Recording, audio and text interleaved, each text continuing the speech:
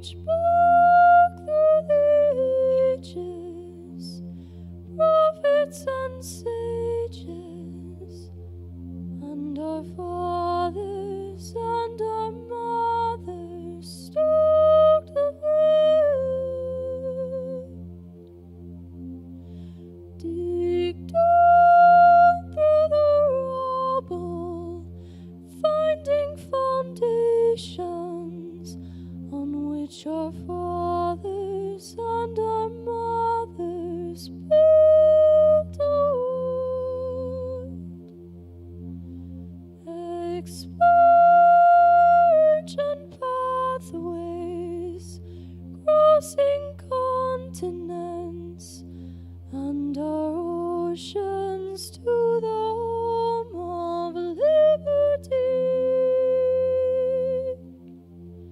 Rise up and rebuild now on the foundations. Clear the path so others can find their way home.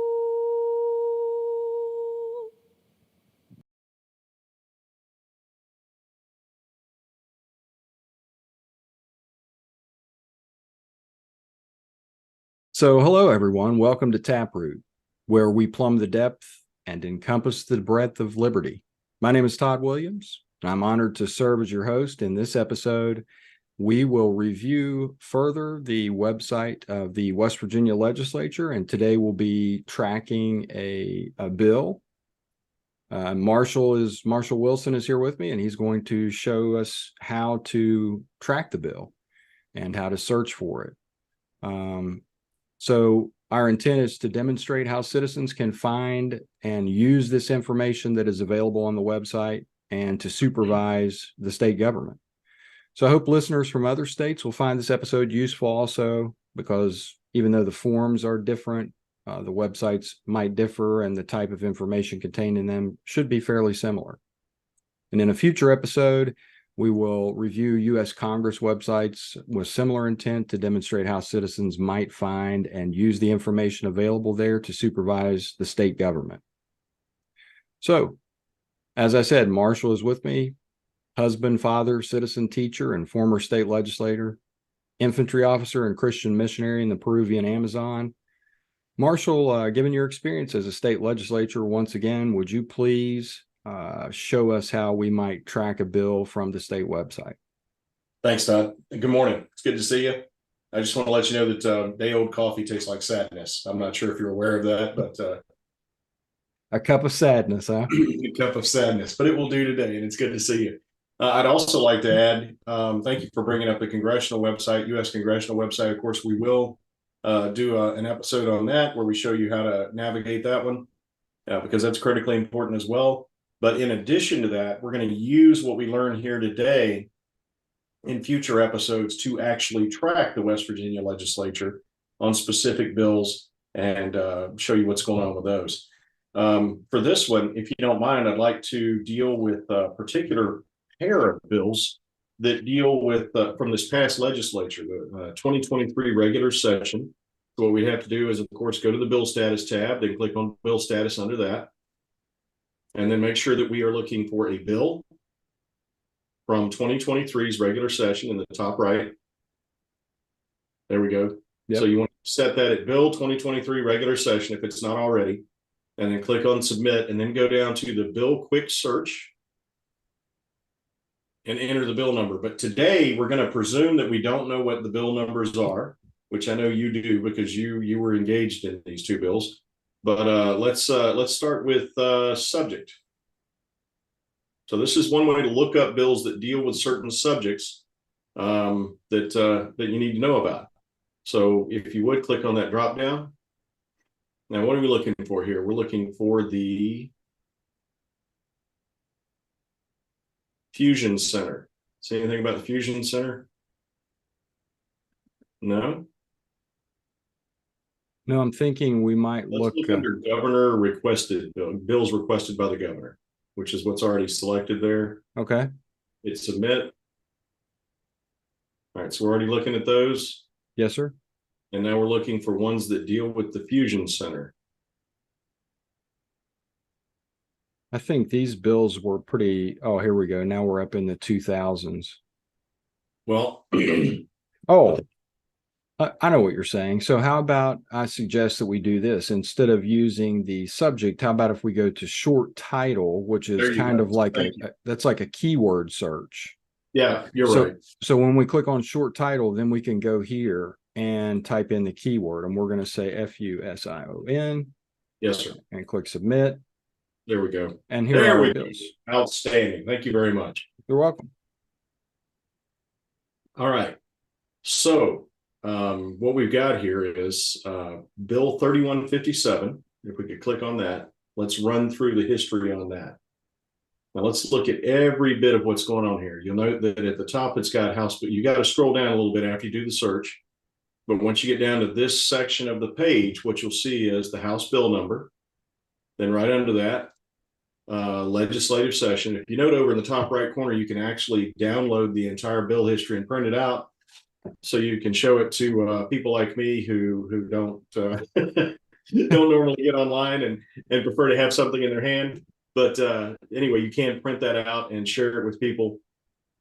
Of course, you can share you can in printing it, attempting to print it, you can also create a PDF of it, an image that you can share electronically if you want. But anyway, so then there's the summary. You have to be very careful with the summaries, because the summaries are often written not not terribly deceptively, because they're required to be in some way accurate, and yet at the same time they tend to obfuscate the actual intent of the bill. So, you know, we'll have something that's called, I don't know, I'm making this up, but let's say we'll have a bill that's called the Child Safety Act. And what it really does is it says that parents are not allowed to have guns. You know, that's not a child safety act. That's a gun confiscation act, you know, and that's the sort of things that they do here. Now, the first thing I'd like to note upon discussing bills that deal with the Fusion Center is that originally this was called the West Virginia Intelligence Fusion Center. That was the original name of it. There we go, right there. Thank you. And a few years ago, when I was the chairman of the House Veterans Affairs and Homeland Security Committee, we actually dealt with the Intelligence Fusion Center.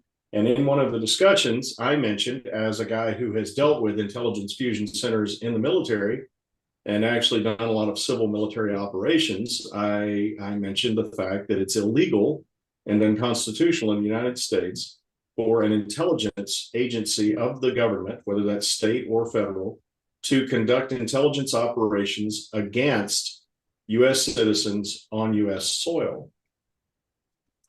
So their response to that, they said, "Oh, well, that's terrible. We need to fix that." So their response was to change the name of the Intelligence Fusion Center to the Fusion Center. So that kind of leaves you wondering what they're fusing if it's not intelligence, which of course it is. They continue to do the exact same thing they did before. They just changed their name. And this is the way your government functions, just in case you were wondering. And I have a question for you right there real quick.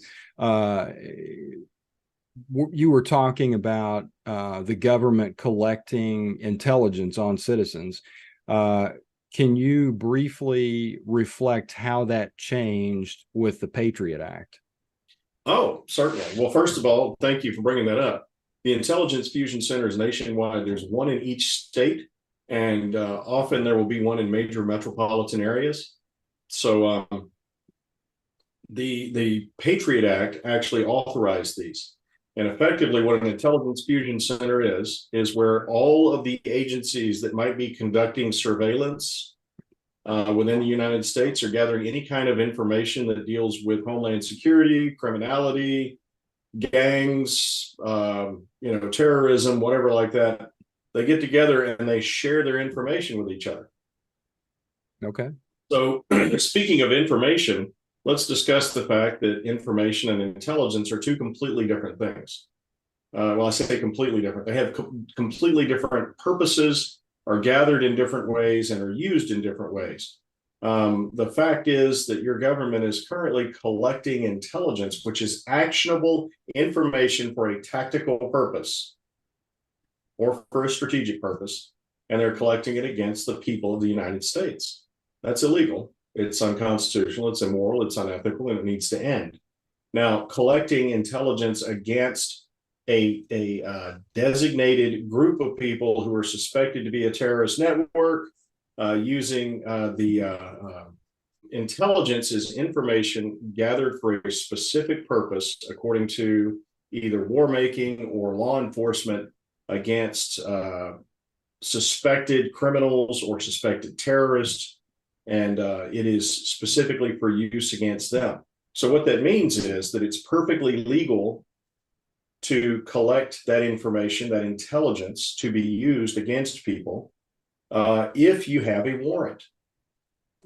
If you have a warrant, so we have the Fourth Amendment of the U.S. Constitution prevents this sort of thing. You are to be secure in your personal effects and papers and in your home and all that kind of thing against the government, unless they have a warrant, which means that they have to go through the process of proving that there has been a crime committed and that you might be involved in it. There's reason to believe you might be before they can collect intelligence against you. That's all critical to understand, because these fusion centers collect information with a very broad net. And then they bring it together, they refine it, they take that information that they collect with a broad net and they refine it down into intelligence. And, it's dangerous. It's dangerous to liberty. It's dangerous to our lives. And frankly, I have a lot of friends. Now, keep in mind, I am a retired combat veteran U.S. Army infantry officer who has run tactical fusion centers in the military. When I was not commanding troops, I was an operations officer. And often I ran what was called an intel and operations cell, which is, fine given that situation. That's the sort of thing that should happen. But I was making war against declared enemies of the U.S. government. Right. Now, you can argue with whether or not the U.S. government was right in declaring these people enemies is not the point. The point is, from a tactical level where I was, an operational level, I was gathering information, refining it into intelligence specifically to inform the development of operations against known declared enemies. Basically, when you decide that you're going to collect intelligence on someone, you are declaring them an enemy.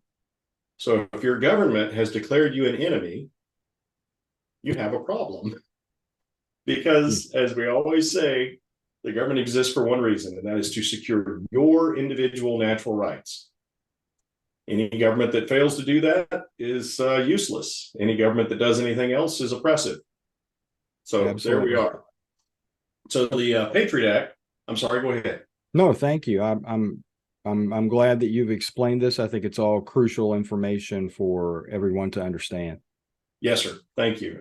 Thanks for bringing that up. I'm kind of focused on how to navigate the website, but the reason this bill is important is critical too. So the Patriot Act authorized this sort of activity. It's where federal and state and county and local law enforcement and intelligence agencies can come together and share information on you. Fascinating. Now, I am all about, I support the idea of the agency sharing intelligence on people for whom they have a warrant, but not on you. Right. Regular law-abiding citizens who are minding their own business. That forebodes ill for all of us. All right, so back to the summary here. Relating to clarifying the duties, functions, prohibitions, and restrictions applicable to the West Virginia Fusion Center. That's fairly accurate for what the bill intends to do. The bill actually intends to provide legislative oversight over the Fusion Center to protect your rights, so that your representatives in the West Virginia Legislature can actually look into this agency and determine whether or not they're doing what they should be. Now, the big argument has been, well, we can't do that because what we do here is top secret. Well, it was kind of interesting because when I was, as I said, the chairman of this committee a few years back, I requested a visit. And by requested, I mean I spoke in the name of the people with the sovereignty of your power, you, the people, and said, hey, we need to hold you accountable. I'm bringing some guys from my committee and we're going to take a look at your facility.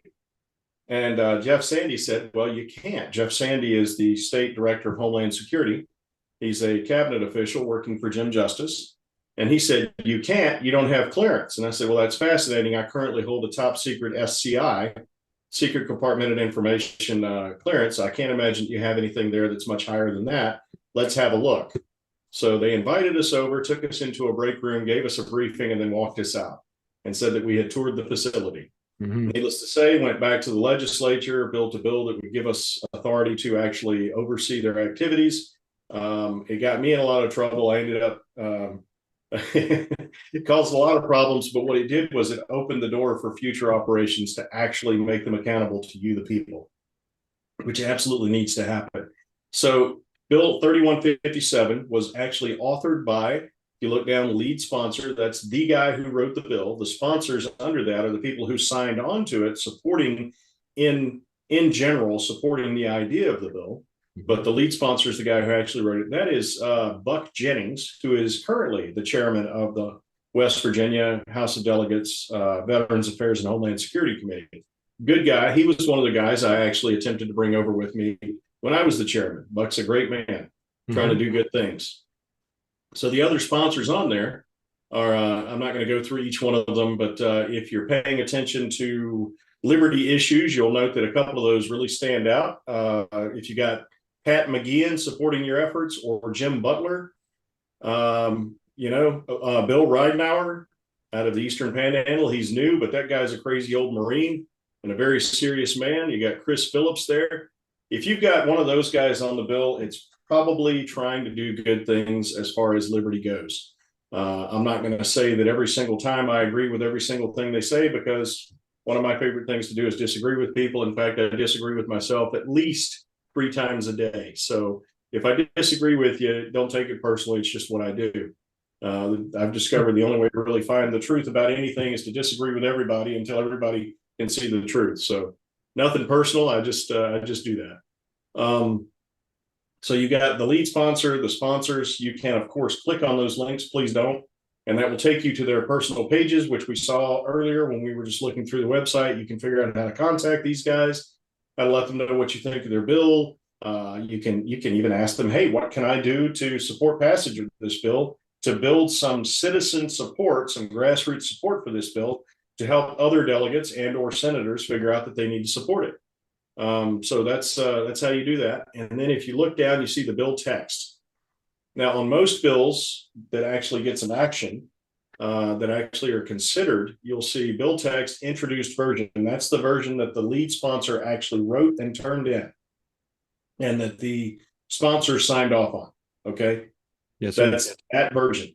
Now, under that, often what you'll have is you'll have 2 or 3 more versions, or on top of that, actually, because what they do is the newest is always on top. So what you need to do is look at the top version, because the bill changes constantly. There will be amendments. There will be, discussion. And you'll find out with this one in just a few minutes, they not only amended this one, they killed it, threw it out, and started a new bill because there was so much public action in support of this bill. And they disliked this bill so much that they just said, oh, well, we've got a different one that we're going to run. And that's why we're not paying any attention to this one. But we'll get to that in just a few minutes. So you look right below the bill text and you see code effective. As we've mentioned before, code means state law. It refers to state law. There's U.S. code, there's state code. So this is referring to West Virginia state code. You can click on each one of those and it will take you directly to the section of West Virginia law that's being affected by this bill. So once again, the way a bill works, if you read the text of a bill, Todd, if you would, go ahead and open that bill. The text of the bill. Yeah, okay. All right, so this is what a bill looks like. Every one of them has this same format. You get the idea. So the header is obvious. Then it's got the bill number. Scroll down. You've got the sponsors, starting with the lead sponsor, which would be Jennings. Then you got that little bit there in parentheses that kind of tells you where it came from and on what date. So it was referred to the Veterans Affairs and Homeland Security Committee, and then to the House Judiciary Committee after that. then you look down and it's got some of the same information you've already seen there, but this is actually the text of the bill. So let's scroll down a little bit more and scroll up. There you go. So you can see that we are being enacted by the legislature of West Virginia. That's what a bill is. It is a statement of what we are enacting in state code if it passes, and it's signed by the governor, obviously. So you'll note that it's got the section of code that's affected, and it talks about, and then the description of what that section of code is. So that's actually the section of code that established the West Virginia Fusion Center. The West Virginia Fusion Center functioned from the point that the Patriot Act was established until this bill passed on nothing but executive fiat. There was no section of code for years that allowed the West Virginia Intelligence Fusion Center to exist, and yet it did. Yeah. That's illegal. It is illegal. It's been illegal since its inception. Since the moment it came into being, this operation has been illegal. And I feel like it's crucial to mention at this point that it existed because it was like in the dark. People didn't really know about it. So the fact that you can go on the legislative website and look at what's going on and then have a better understanding allows, for people to have accountability. Yeah. And this is the rule. This is not the exception. Okay. Right. This is how your government functions. All right. So if you look at the actual text of the bill, just leave it right there, Todd, because this has got exactly what we need in it. Okay. You'll note that there is standard text, just normal text. That is the existing state law. Okay. That is what the law looks like right now if this bill is not passed. And then right there, identification of threats. Any section of code that you see or any section of a bill that you see that is underlined is verbiage that will be added to the existing code if the bill is passed and signed by the governor. Okay. So if this bill had been passed and signed by the governor, this bit here that Todd was showing us that's underlined, all of it that's underlined would have been added into the existing law. So the existing law would have been affected, would have been adjusted so that this text would be included. Now, right below that, there's part that's struck out. So the strikeouts are sections or verbiage that will be removed if this bill is passed and signed by the governor. So if this bill becomes law, the existing law will be amended in such a way that these words that are lined out, that are struck through, will be removed from the existing law.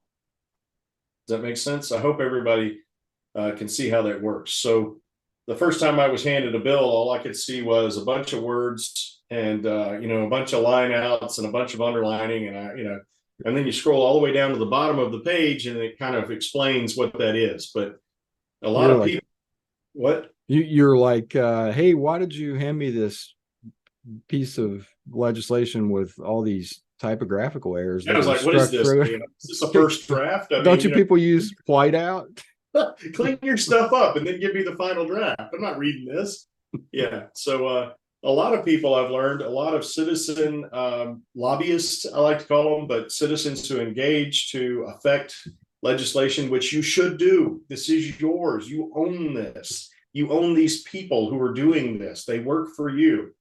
So anyway, I'd have a lot of citizens show up at the Capitol and they'd come up. I actually had a lady one time come up and just drop this thick stack of papers that was all stapled together onto my desk and say, what are you even doing considering this 30-page bill? Hey, I'm with you. I think, the West Virginia Constitution requires that each bill deal with one topic. One topic. You can't have this rambling omnibus bill that changes 47 different things, supposedly. Now, of course, even with that requirement, there are ways to do that. But a couple of things to understand about that. First of all, that's the entire section of code that's being affected. So they print out the entire section of code for that bill affects, but there may only be two changes. The changes may be as small as taking out, the and putting in an. I'm being a little facetious, but you can have a 30-page bill that doesn't. What's that? You're not much. Not much, but you can actually have a bill that does very little, but it's this thick. Right. So it's not about how many pages are involved, but it's about how many underlines and markouts, strikeouts that you have, because those are the actual changes. So the understanding that a lot of people seem to have is that when you have a 30-page bill, that's 30 pages of new law. It's not. It's the existing law with the changes marked out in it. I hope everybody understands that. The other thing is, and this is critical, this is really dangerous, and this is how a lot of business gets done in your legislature. When you open a section of the code for amendment with a new bill, when you open a section of code for amendment with a new bill, the entire section of code is open to amendment. So if you understand the bill, you could have a bill to say that all dogs must be on a leash. And I'm just, once again, just pulling something out.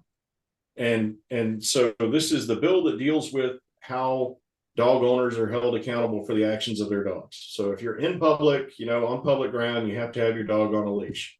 Well and good, that's fine. And then it says, and you have to clean up after your dog.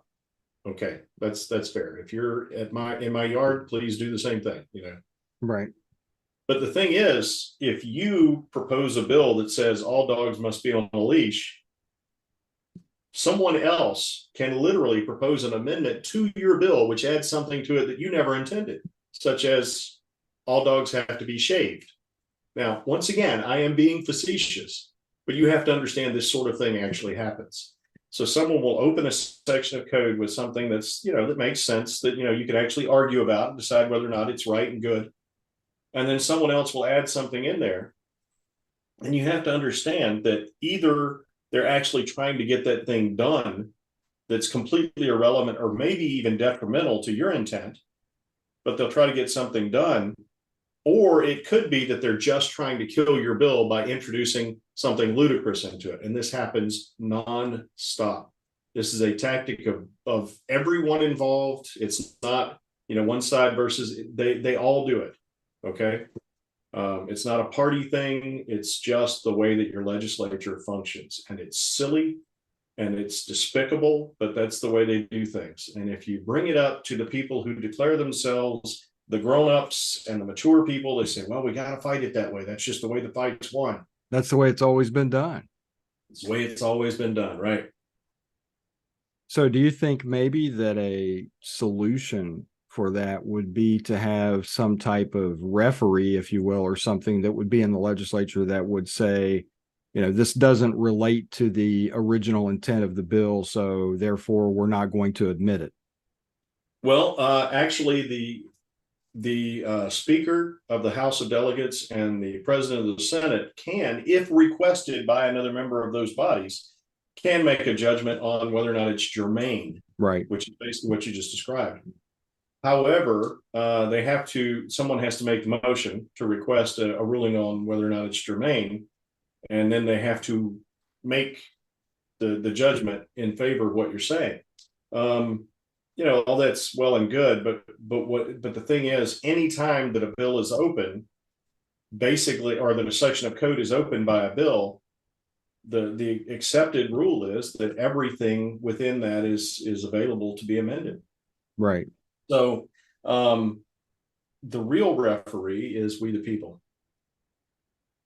We the people, when there is a bill that we're concerned about, which should be most of them all the time, and I hate to say that because I know you have other things to think about, but when you're running a business, you have to supervise your employees. When you're running a government, which we the people are running a government that we formed for our benefit, not for their benefit, we have to supervise.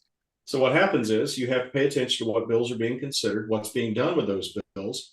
And when you find out that someone has introduced an amendment to a bill that does something weird to it or does something bad to it, you need to engage and say, don't support that amendment, or, at the next level. So it goes to this committee and a weird amendment's put into it. When it gets to the next committee, you have to contact the members of that committee and say, y'all need to remove this amendment, because you can remove an amendment. You can also amend an amendment once. So, you get the idea. So, you can amend an amendment while the amendment is being voted on, right? But once Right. the amendment becomes part of the bill, then the whole bill can be amended, which means that amendment can be taken out or amended further. Anyway, so it's absolutely critical that you pay attention to what's going on, because they do this all the time. They actually have a term for it. It's called a poison pill. So if you want to kill someone's bill by introducing an amendment into it that makes it absolutely impossible for the bill to pass, that's called a poison pill, and it happens constantly. Right. All right. So this bill, we're not going to read through it right now. It would take more time than we have to analyze it, but I recommend that everyone who's listening actually read this bill, given what I've just told you about how to read a bill. Anything that is lined through is being removed from existing code if this bill is passed and signed by the governor, or if it's passed and the governor allows it to become law without his signature. And we can go into all that later, but there's two ways that a passed bill can become law. And effectively, just as long as the governor doesn't veto it, it becomes law. So as long as this becomes law, everything in this bill represents what will happen to the code, the existing state law. Everything that is, just normal there will remain exactly as it is in the existing code, the existing state law. But everything that is lined through will be removed, and everything that is underlined will be added. And if you read through this, you'll figure out that there's actually some pretty strong considerations to make the Intelligence Fusion Center, which now calls itself the Fusion Center, now identifies as just a fusion center, though they won't tell you what they're fusing, to make Hydrogen. them. What's that? They're fusing hydrogen. Yeah, something. They're fusing something, but it's not intelligence, by God. Anyway, make them accountable to your representatives in the legislature. And look, I know your response is going to be, well, I don't trust my representatives in the legislature either, so why would I want them to be accountable? Listen, the only way for you, the people, to hold your government accountable, the executive branch of your government accountable, is through your elected representatives in the legislature. And if you don't trust your elected representatives in the legislature to do your bidding, you need to get new representatives. Right. And if you can't find somebody that you trust to do the job, you need to become that somebody. That's another episode. So this bill imposes your supervision via your state legislature over the operations of this intelligence gathering and disseminating agency that is functioning behind a curtain without your oversight. Now, you'll note that in the federal government, each of the houses of Congress actually has an intelligence oversight committee. So there's a precedent for it. It's okay. It's what we should be doing. All right, so let's scroll down a little bit more, Todd, if you don't mind.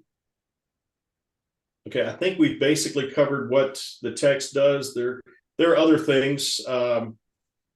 It imposes oversight, like I said. It also, here's one of the critical components of this bill. It allows the Fusion Center to take action in the case of voter fraud. So to actually secure our elections. So there's a lot of discussion about that, and it's fascinating. But, so you're going to make this unaccountable agency, give them power over our elections. Well, I think we need to have somebody overseeing our elections. Sounds like a bad idea to me. But the thing is, they were given that from the origins, and what this bill would actually do is make them accountable for doing it. Right. So they already have the power to oversee our elections. Mm-hmm. Right. But what Buck Jennings, Chairman Jennings' bill here does is actually allows the legislature to see what they're doing, which I think would have been a good move. Absolutely. All right. So this bill was being ignored in the House. The chairman tried, I think, 3 times to bring it up into his committee for a vote, for discussion and a vote. And the Speaker of the House, Roger Hanshaw, out of Clay County, told him, look, we need to hold off for a week because the guys who run this thing aren't happy with the bill and they would need to discuss it with us. Okay, so let's discuss that real quick, that dynamic. So you've got a chairman of a committee that deals with these issues. And Buck, by the way, has a long history in emergency services in the state of West Virginia. And we all talk about how and who is an elected official. That's important. Yes. Because the people who run the Fusion Center are bureaucrats. Yes, that's a critically important issue. The point I was trying to make, though, is that Buck actually knows what he's talking about. I'm sorry. Yeah. No, don't be sorry. That's also a critical point. But Buck actually knows how these operations work because he's been doing it his entire adult life. And Buck's a little bit older than I am. So he's been at it for a while. Right. And when he raises an issue, there's an issue. You know, he's not just some guy trying to make something happen. I mean, he would not have gone against the grain to develop this bill had it not been critical. And I'm just telling you what I know of Buck personally from working with him for a few years. Right. That's just the guy he is. And so he was told by the Speaker of the House, we need to hold off for a week. The guys who do this that you're trying to limit don't like the bill. All right. So let's say, Todd, you and I, you are a committee chairman in the House of Delegates. And, it's the committee that deals with law enforcement. Let's say it's a judiciary committee. And you're the judiciary committee chairman, and you come to me and you say, we really need to run this bill that helps us to catch arsonists, to stop arsonists. Mm-hmm. Right? Guys that we know are doing so, or there actually is a crime going on. There's arson. We have good reason to suspect that certain people are involved. We've gone through the process, gotten a warrant, but we need a law that allows us to more effectively address arson. Mm-hmm. And you say, you know what, hang on just a second. And you go have a meeting with the leaders of the local arson support group, Mm-hmm. people who think arson's a great idea. And then you come back and you say, hey, the arsonists really don't like this bill. They really don't like it. Right. So we should give them a little bit of time to give us some feedback on it, on how we should change it so that it's more conducive to what they're doing. Right. That's what happened with this bill. Buck said, hey, these guys are running operations against West Virginia citizens. They don't have the right to do it. We should be we should be conducting oversight over who's watching the watchers, right? We should be watching the watchers in the name of the citizens of West Virginia to protect their individual natural rights. And the Speaker of the House said, well, the guys who are currently unlimited in their ability and opportunity to run operations, intelligence operations against the citizens of West Virginia, really don't like you trying to place limitations on them. So just hold off on it. Yeah, exactly. And Buck, being a fair-minded gentleman, said, okay, we'll hold it on the committee agenda for another week without bringing it up in committee to be discussed. And by the way, this sort of thing happens all the time. When you as a citizen are engaged with a bill and you say, I don't understand, this bill's been in this committee for a long time. Members of the committee tell me they like it. I don't understand why it's not coming up. That's why. Because the guy who has the authority to remove the chairman from his position as chairman comes to him and says, I want you, I personally, this one delegate out of 100 goes to them and says, I don't want this bill to be considered. Mm-hmm. That's why this happens. Okay. Happens all the time, constantly. So you think you have a democratic process going on. What you really have is an oligarchical process where a very few people at certain specific strategic points in the process control the process completely. And I would further add, and you can correct me if I'm wrong on this, but I believe that person that you're referring to would be the speaker. And I also believe that the speaker would strategically put people as the head of committees who are going to be easy to work with for him and to go along with what he wants to do so that he can either run a bill or kill it in committee. Well, generally speaking, that's absolutely true, but he also has to work within the political framework. First of all, he's only got the people available who are available. Right. So if you send him a bunch of serious constitutionalists, first of all, they probably will not elect him Speaker of the House. Understood. Secondly, if he's still got, maybe not a majority of constitutionalists, but at least a bunch of Republicans who there's a large enough body of constitutionalists to affect the votes, then he has to work with them. Right now, he's got such a small body of serious constitutionalists, he can just pretty much ride roughshod over them. Right. But effectively, what it came down to, the reason that there are a couple of constitutionalists like Buck who are currently committee chairman is because when Roger Hanshaw wanted to be reelected as Speaker of the House at the beginning of this session, Brandon Steele ran against him. Yes. And to win over some of the support that Brandon Steele would have had, Hanshaw had to make some concessions. And I don't know this specifically for a fact, but it seems to me that Buck Jennings was one of the concessions he had to make. And he gave him a committee that most people never really pay attention to because they don't really do a whole bunch that seems to have a huge amount of impact. And then, of course, Jennings walks in and says, hey, let's have some impact. And he proposes this bill. So this bill was, like I say, it was the speaker demanded that it be delayed for a week. Then he demanded that it be delayed a little bit longer. Now, you got to understand this. All of this is a game to shuffle all of the pieces to where they want them so they can get what they want. Okay. Right. Roger Hanshaw, even though he signed off on this bill as one of the sponsors, that was also one of his cynical maneuvers. Okay. I don't believe that he supports this at all. Had he supported it, you have to understand the Speaker of the House has the authority and the capability to make sure a bill that he supports passes. He really does. I mean, he could bring leverage against delegates. Now, he only has that because delegates will bow to his will because they want committee assignments, they want this, they want that, they want the other, nifty little things that go along with pleasing the speaker. But the thing is, if he wants a bill to pass, it will pass. He signed off on this one as a sponsor, and somehow it didn't get any action. It didn't get out of committee. Strange. So, in addition to that, one of the maneuvers that they use is the time. So, a regular session is 60 days long. Right. And they're specific. If you look on the calendar that we discussed the other day, on a previous episode, there's actually a legislative calendar that you can reach from the homepage of the legislature that tells you when bills have to be out of committee, when they have to be committee of origin, committee of origin, when they have to be out of the House of Origin, when they have to be before the other house, because they have to pass both houses through all the committees in both houses, and then get back to the House of Origin with any amendments that were made in the other house, and they have to, and the House of Origin has to agree with the changes that were made in the other house. That's the process that a bill has to go through to be passed.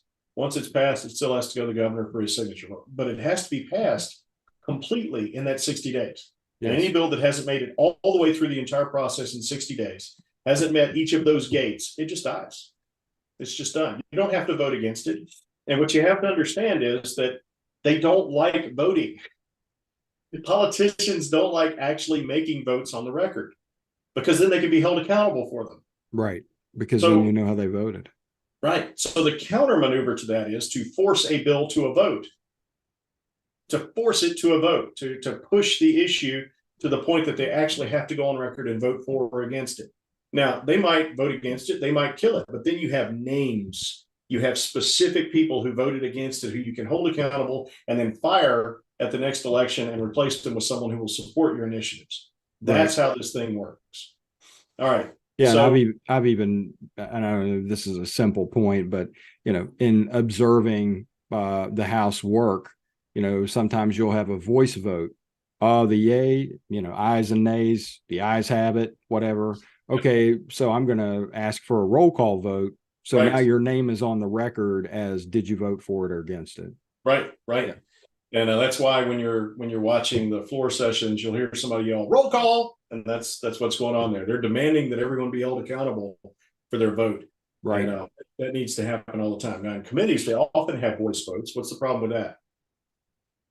Same thing. The name's not getting written down, but also it's not televised. Right. You only get the audio of the committee meetings, and it happens I don't think those are archived. I think you have to tune into those real time, otherwise you don't hear them. Yeah.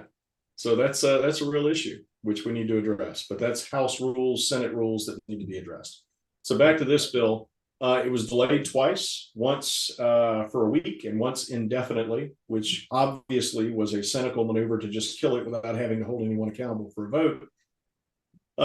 I was paying attention to this. This is an important issue to me. And so I, as a citizen, you don't have to be a former delegate, just as a citizen, using the House rules, the House actually has a rule that says this.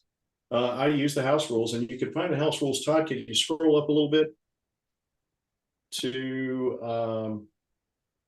the House tab? You'll see there's House rules. Click on that, please. Okay. Yeah. So you can actually read through the rules and figure out how the House works, and they have to follow these rules. Otherwise, what they do is not official. It's not authoritative. So there is actually a rule that says that a citizen can, under certain circumstances, call for a public hearing on a bill. So I wrote an email to the relevant people and said, I, as Citizen Wilson, demand a public hearing on this bill. And so they had to do it. And we had a public hearing, and we had some, well, I was there and spoke in favor of it, but there were some really smart people besides me who did. And, you know, one was the legislative, I can't remember his exact title, but his name's Eli Baumwell. And he's with the, come on, Todd, help me out here. Civil Liberties Union, American ACLU. ACLU, yes. ACLU, he stood up for this and did a great job. And then we had an attorney from he's from the southern part of the state. His name's John Bryan. He is, you might see his podcast. It's kind of interesting. He's called the Civil Rights Attorney, and he's got this amazing podcast that has a following all over the place. But anyway, he showed up and spoke in favor of this bill. The thing is, though, that by the time we had the public hearing, they had already killed this bill and replaced it with a different one. And that's the way they do these things. Mm-hmm. So they discovered that this was a big issue that we're willing to have a public hearing over, that people all over the state were paying attention to it. They were getting emails and phone calls and contact from people all over the state saying, we want this to happen. So what the leadership of the House did was they went to the leadership of Homeland Security. And by the way, I have taught leadership for, you know, decades to military and church leaders. And I can tell you a little bit about leadership, ethical leadership, that is. So anyway, that's why you're getting the finger quotes. The two of them got together and they developed a whole new bill, which was completely compatible with their intent. Mm-hmm. That's always questionable.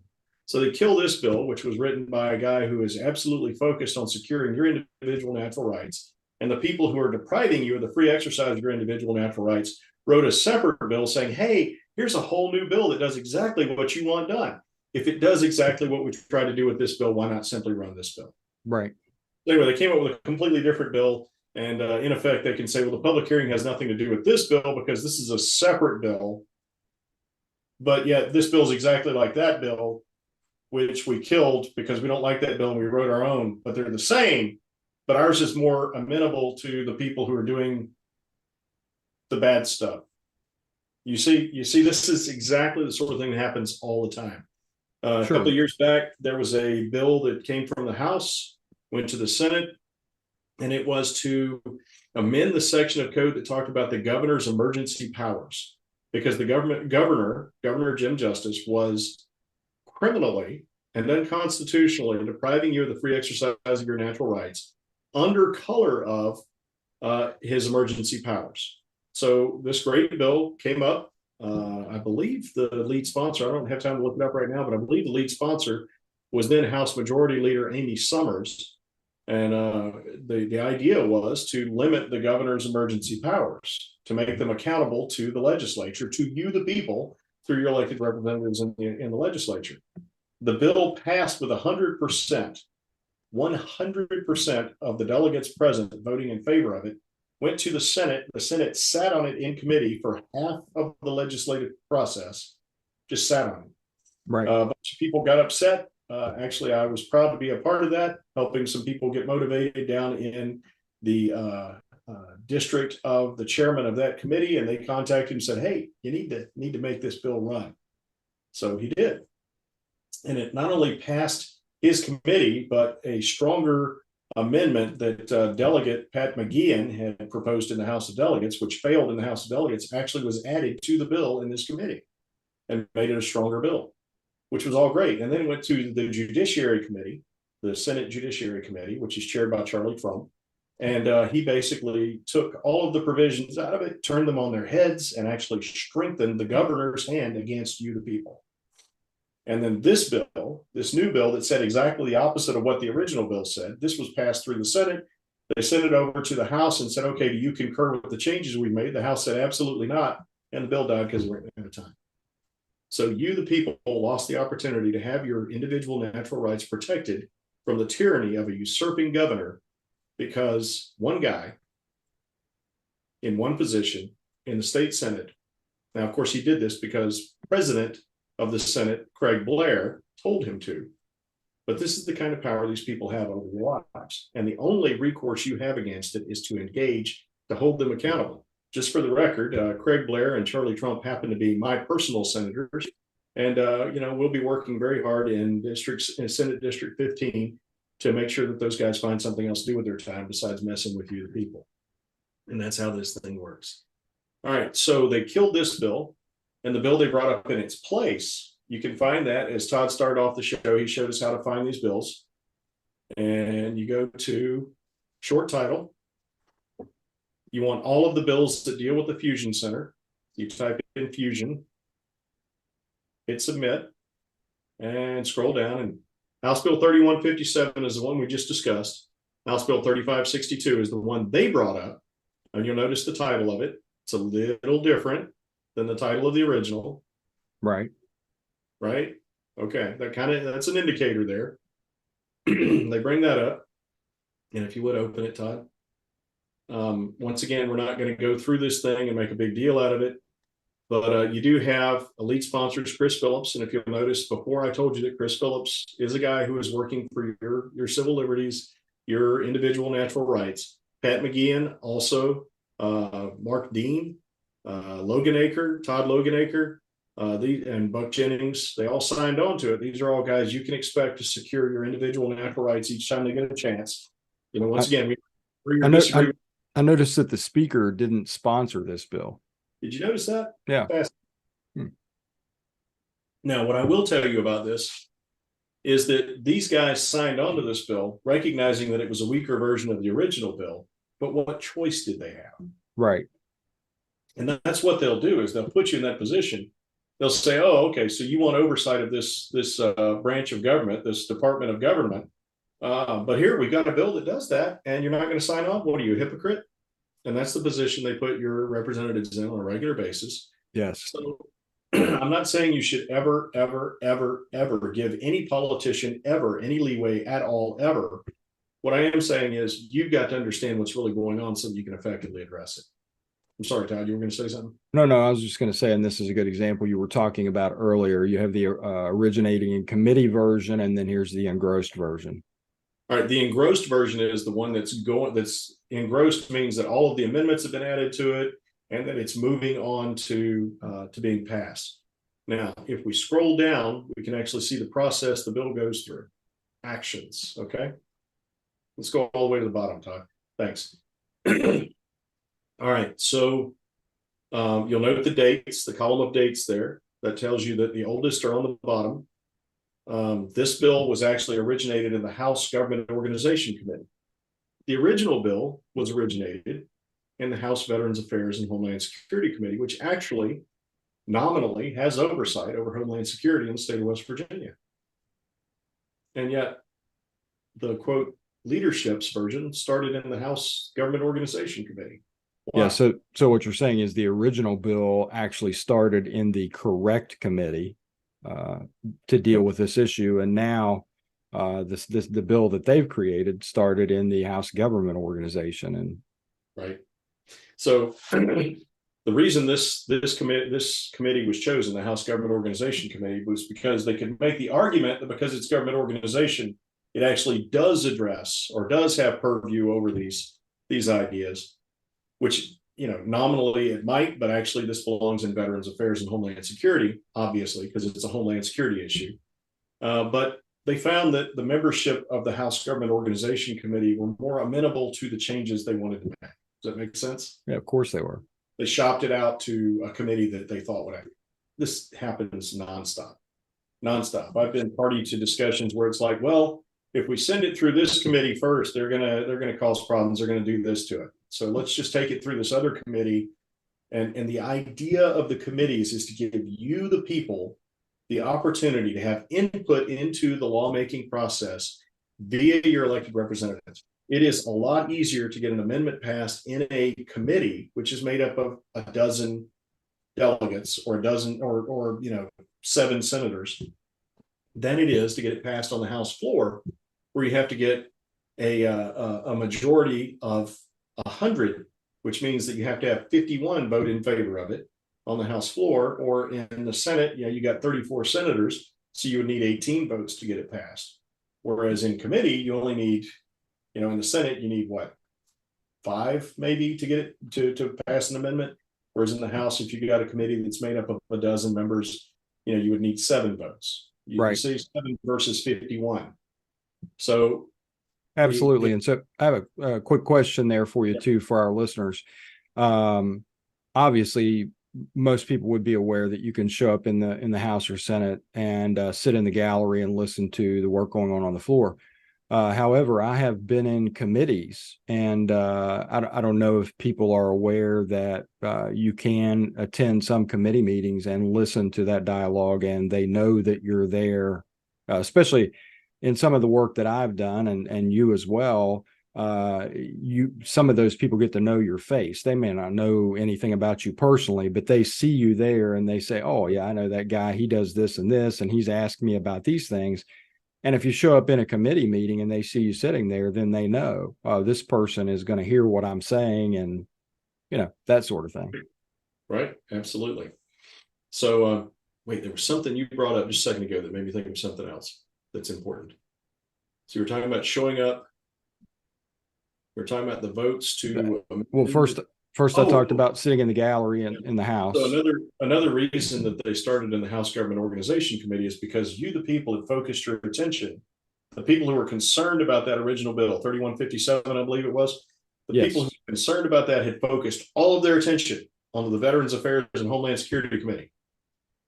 And so the House leadership says, oh, okay, you're all looking over here. Well, here, we'll just do our end run over here through this other committee. Exactly. You're not paying attention over there, are you? Watch this hand, and Yep.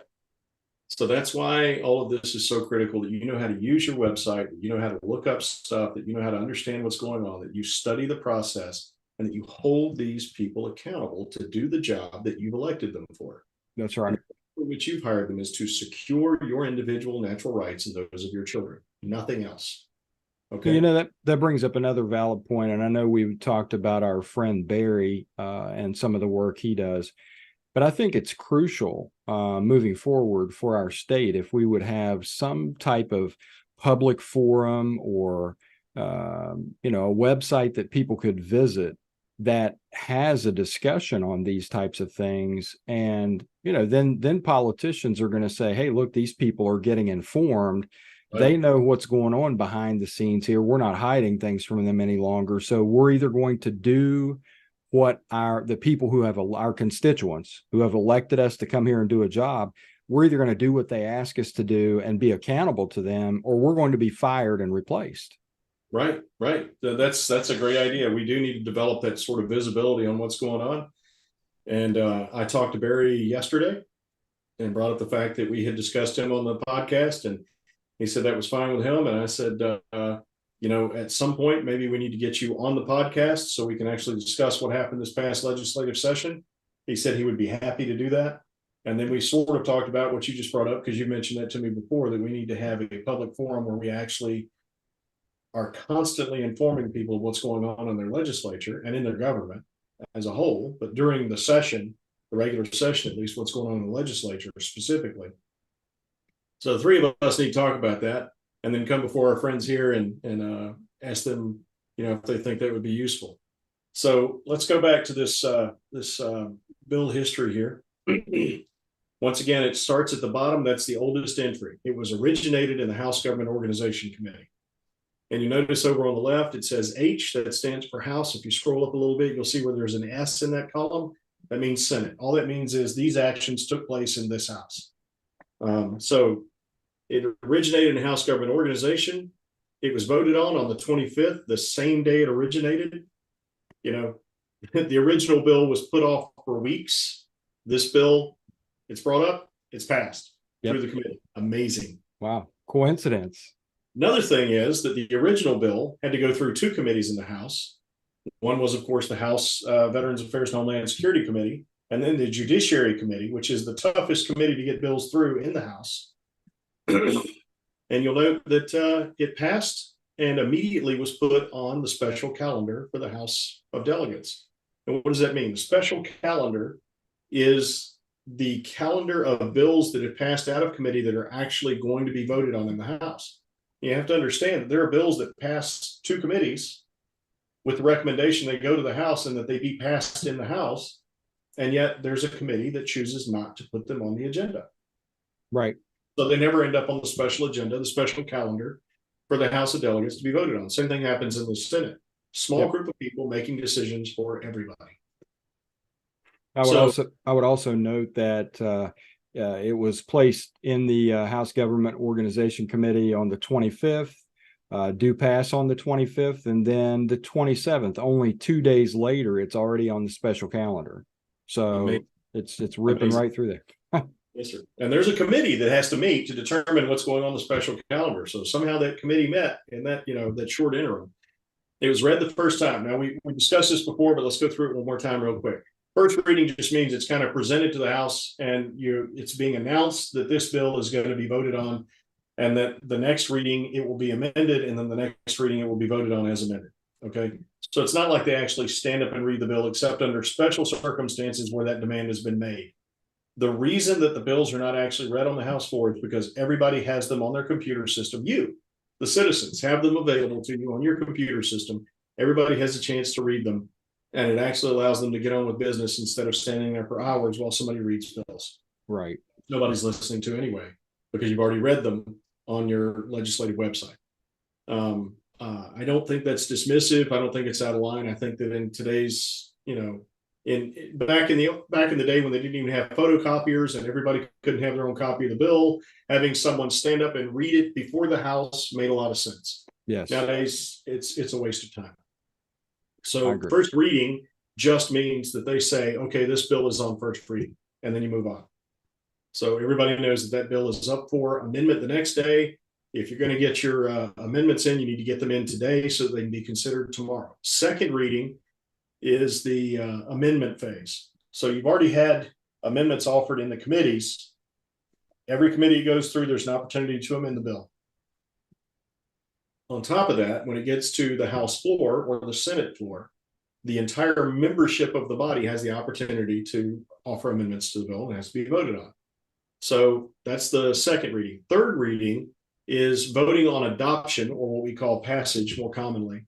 We the people call passage, but adopted as amended. So if there have been any amendments passed to it, then the new version is placed on the website. As I told you before, you scroll up and the top version is the newest version, the most recent version.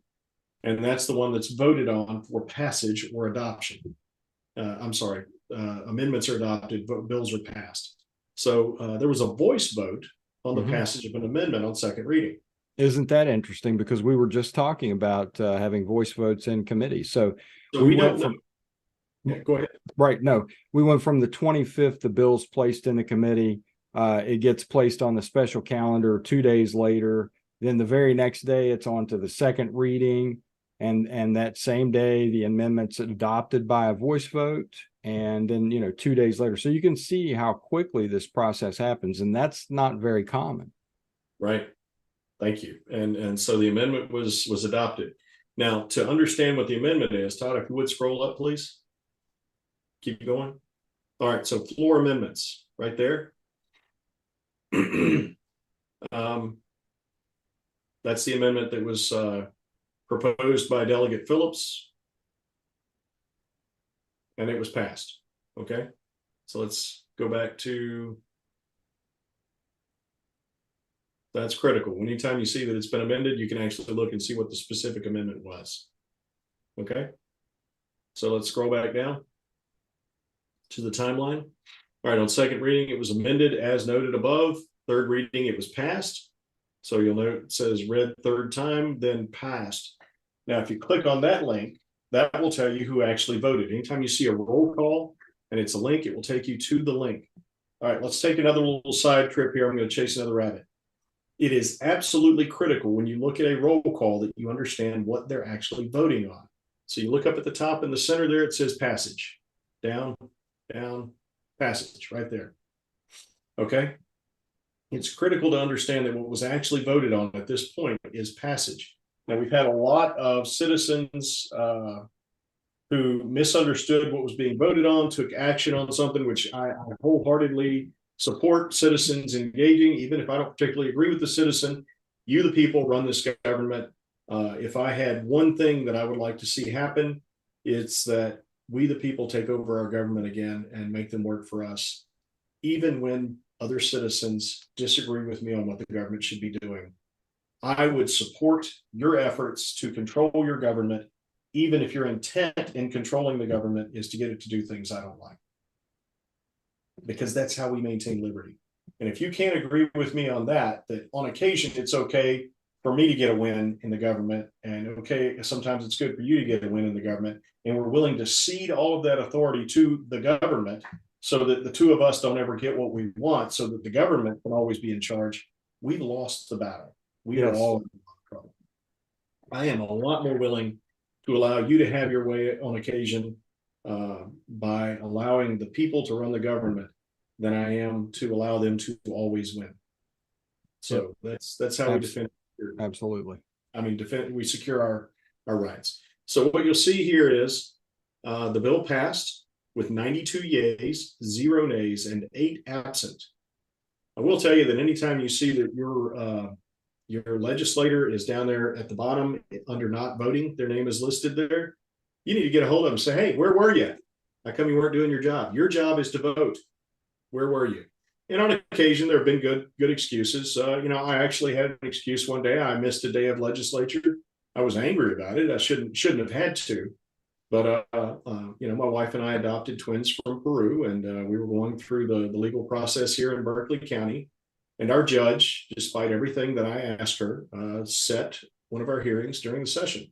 So I jumped in my car and zipped home from Charleston, showed up for the hearing, and zipped back to Charleston and missed a day of votes. And I announced that on Facebook, and my constituents, my employers, were very gracious about it. And I did my best to make sure they were represented. But anyway, so if they pop up under that category, they're not voting, you need to get a hold of them and say, where were you when I was counting on you to do your job? Right. All right.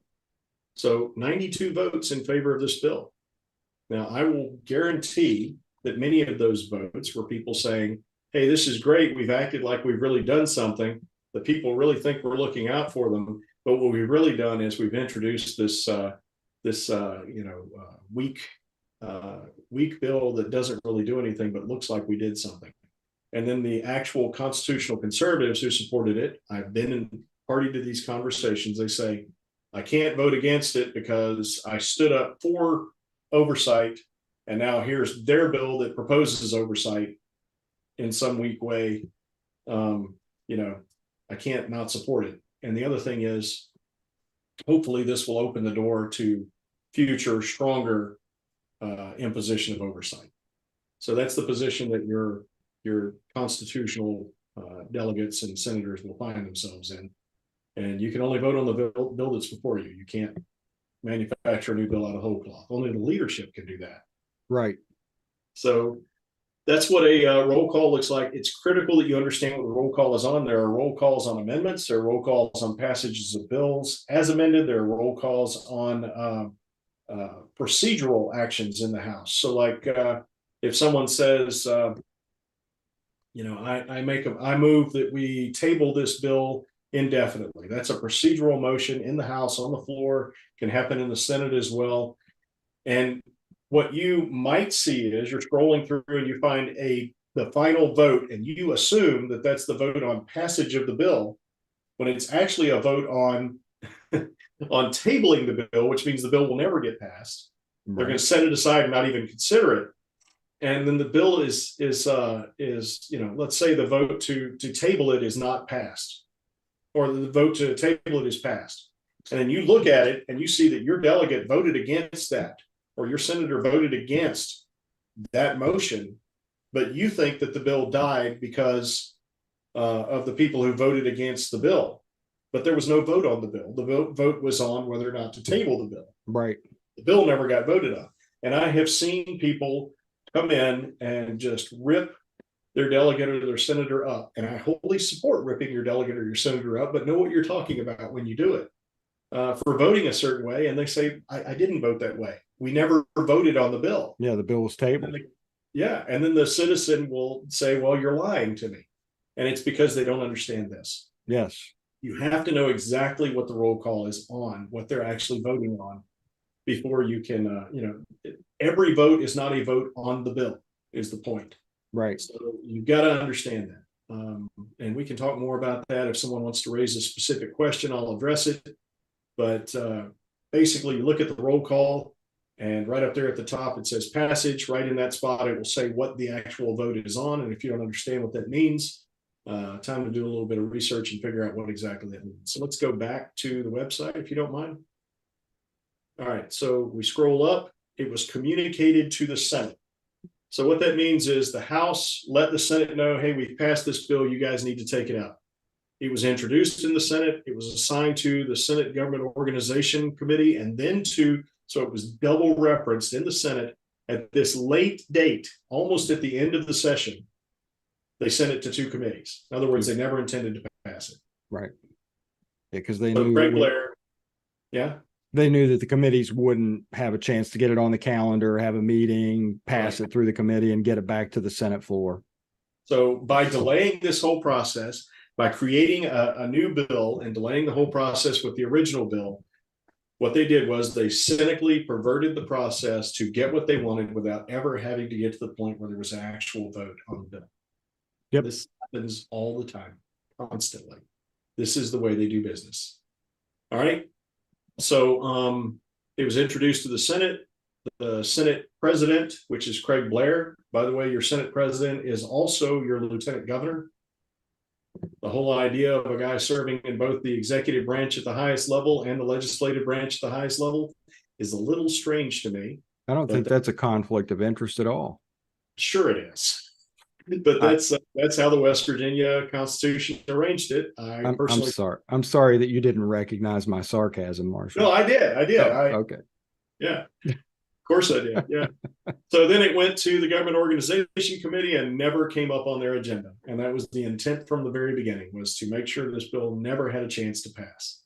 Now you'll note over the last column there, the journal page. Todd, if we could scroll up to the top. Yeah, just do a search for journal. My apologies. Like a type.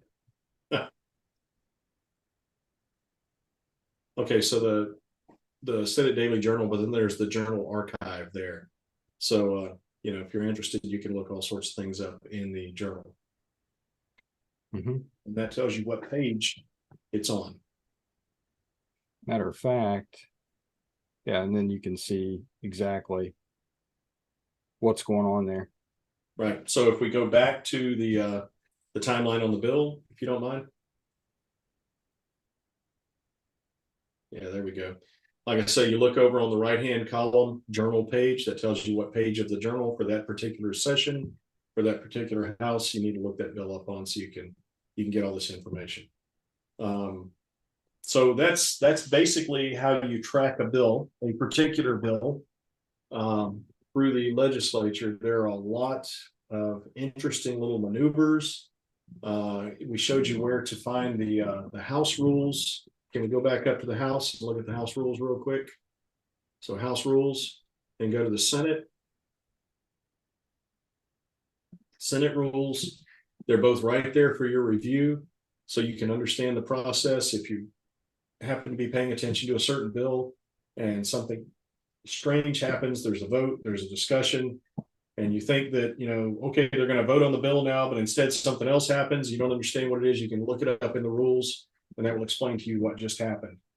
One other thing I would like to note too, if you're tracking multiple bills, and I have used this and find it a useful tool, under bill status, you can go to bill tracking, and you do have to sign in here, but then you can actually put the bills in and it will keep them all, and you can quickly go here and find the status of each bill you're tracking. Thank you for bringing that up. And of course, you can create a new account. Yes. So that you can then sign in and do that. That's fantastic. What are we missing here as far as how to track a bill through the legislative website? What are we missing? I feel like we've covered all the basics. I mean, there may be some of the listeners may have further questions about procedures or, maybe some verbiage that they don't quite understand. But I think that we've given people the tools to go here and look at the rules for both bodies, to look at the committees, how to find if you don't know who your delegates or your senators are, how to go to the district maps and look those up, how to watch video or listen to audio from the floor sessions or committees. And then we've talked about bill status and how to find those bills. And certainly I think it's very important to remember. You say, well, I don't know what the bill is. Well, maybe you know what the bill pertains to. And certainly, like I said, you can use the short title and go down here and use a keyword. So if we say, if you happen to know who one of the sponsors might be. Well, yeah, exactly. Yeah. Or the code affected or what committee it's in. Yes, sir. Or any of those types of things. So, Right. And then, yeah, I think that we've definitely covered that. And certainly our listeners who are engaged and we would love to hear some feedback on that and let us know if there are things about the website that you don't understand, or if there are any, questions you have about things that we've already covered. All right. Well, I think it's a good place to start. I know that there's a lot more going on and that there are intricacies that we haven't covered, but I think this is where folks can get started. And as they start doing this, start looking through the website. And of course, you can look through the website, even though they're not in session, you can look through the website and see what has been done, not only in this past session, but years going back. You can do research, just get an idea of how this works and be prepared for the next session to engage. And I think that, Todd, when you and I get together next, we should talk about how to engage, the actual engagement process. So once you've done your research on the website, you understand what's actually going on with the bill, how you contact your legislator, and you actually engage effectively in that process. What do you think? I think that's a great topic to cover. Okay, well, let's do that then. I really appreciate you, sir. Okay, I appreciate you too, and I look forward to our next meeting. All right, thanks, man. Thank you.